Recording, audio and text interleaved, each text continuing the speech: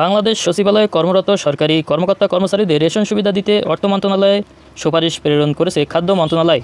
গত 13 মার্চ সচিবালয় কর্মকর্তা কর্মচারী সংযুক্ত পরিষদের আবেদনের প্রেক্ষিতে 25 মার্চ সুপারিশ প্রেরণ করে খাদ্য মন্ত্রণালয়। বিষয়টি নিয়ে চরম ক্ষোভ ও হতাশা প্রকাশ করেছে সচিবালয়ের বাইরের সরকারি কর্মকর্তা কর্মচারীরা। তারা বলেছেন, পবিত্র ঈদ উল ফিতরের দীর্ঘ ছুটির প্রাক্কালে এ ধরনের চিঠি ইস্যু করা দুর্বিসন্ধিমূলক। সবার অগোচরে এই কাজ বাস্তবায়ন করার সুপ্ত বাসনা থেকে এই চিঠি ইস্যু করা হয়েছে। খাদ্য মন্ত্রণালয়ের সুপারিশে বলা হয়েছে, বাংলাদেশ সচিবালয়ে কর্মকর্তা কর্মচারী সংযুক্ত পরিষদ কর্তৃক সচিবালয়ে কর্মরত কর্মকর্তা কর্মচারীদের দুদকের কর্মকর্তা কর্মচারীদের ন্যায় রেশন সুবিধা প্রদান সংক্রান্ত প্রস্তাবটি অনুকূল বিবেচনার জন্য সুপারিশসহ নির্দেশক্রমে প্রেরণ করা হলো। এতে খাদ্য মন্ত্রণালয়ের উপদেষ্টার সদয় অনুমোদন রয়েছে। তো এখানে আপনারা দেখতে পাচ্ছেন সেই খাদ্য মন্ত্রণালয় থেকে যে সুপারিশ প্রেরণ করা হয়েছে, সেই সুপারিশটির যে প্রজ্ঞাপন বা গেজেট, সেই গেজেট এখানে দেখানো হচ্ছে। এই সুপারিশের প্রেক্ষিতে যৌথ বিবৃতি দিয়েছে 11 থেকে 20 গ্রেড সরকারি চাকরিজীবী ফোরাম ও বাংলাদেশ সরকারি কর্মচারী দাবি আদায় ঐক্য পরিষদ। বিবৃতিতে বলা হয়েছে, বর্তমান পে স্কেল ইতিমধ্যে 10 বছর অতিক্রম করেছে। সকল কর্মচারীদের বর্তমান সময়ে জীবনধারণ অত্যন্ত কষ্টসাধ্য হয়ে দাঁড়িয়েছে। এই বাস্তবতায় সকল কর্মচারী যেখানে পে স্কেল ও মহার্ঘ ভাতার জন্য আন্দোলনরত, তখন একটি বিশেষ গোষ্ঠীকে রেশন সুবিধা প্রদানের বিদ্যমান বৈষম্যকে আরও বৃদ্ধি করবে।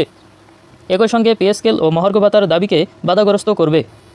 বিবৃতিতে আরও বলা হয়েছে, শুধু সচিবালয়ের কর্মচারীদের জন্য মূল্যস্ফীতি বৃদ্ধি হয়নি, প্রজাতন্ত্রের সকল স্তরের কর্মকর্তা কর্মচারীদের জন্য বর্তমান বাজার ব্যবস্থায় মাসের বেতন দিয়ে 15 দিনের বেশি চলা কষ্টসাধ্য হয়ে পড়ছে।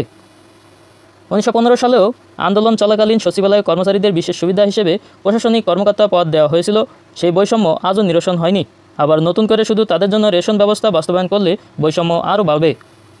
এই অবস্থায় শুধু একটি বিশেষ গোষ্ঠীকে রেশন সুবিধা না দিয়ে প্রজাতন্ত্রের সকল কর্মচারীদের রেশন সুবিধা দেওয়ার জন্য বৈষম্য বিরোধী অন্তর্বর্তী সরকারের নিকট আবেদন জানিয়েছে 11 থেকে 20 গ্রেড সরকারি চাকরিজীবী ফোরাম ও বাংলাদেশ সরকারি কর্মচারী দাবি আদায় ঐক্য পরিষদ। অন্যথায় উদ্বুদ্ধ পরিস্থিতির জন্য সরকার দায়ী থাকবে বলে হুঁশিয়ারি দেওয়া হয়েছে।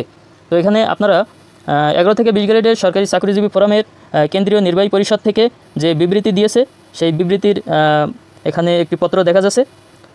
তো এখানে আপনারা নিশ্চয়ই বুঝতে পারলেন যে বাংলাদেশ সচিবালয় কর্মকর্তা কর্মচারীদের জন্য একটি বিশেষ সুবিধা দিতে যাচ্ছিল বা দিতে যাচ্ছে সরকার, সেরকম একটি বিষয় উল্লেখ রয়েছে।